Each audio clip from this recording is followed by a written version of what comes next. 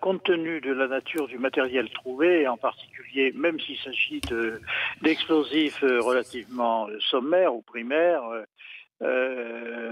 l'équipement d'une de ces canettes avec des projectiles dangereux, ça prouve que c'est évidemment la préparation d'un attentat terroriste et probablement relativement proche parce qu'on ne se met pas à fabriquer de tels engins pour des échéances lointaines.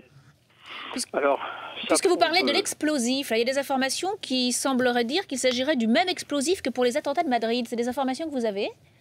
Non, moi personnellement, je n'ai pas accès au dossier, hein, bien entendu.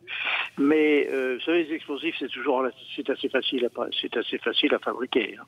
Bon, ça c'est pas, il n'y a pas là-dedans une grande technicité. Non, le problème est celui de la nature de l'engin qui est confectionné, qui est un engin qui est fait pour tuer. Hein.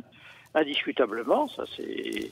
Et puis le fait qu'il soit pratiquement armé et disponible prouve que l'attentat n'était pas si lointain. Hein. Alors, il est certain que l'arrestation de ce Ibrahim a dû contrarier bien des projets.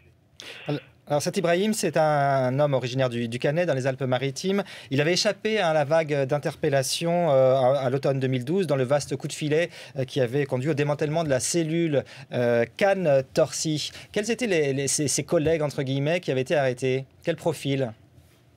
À peu près le même que lui. Ce sont des gens qui sont un peu, comment dirais-je, qui sont un peu des réprouvés, des désaxés, des déséquilibrés, des gens qui sont en quête d'identité et qui croient trouver cette identité dans un combat excessif, enfin fanatique.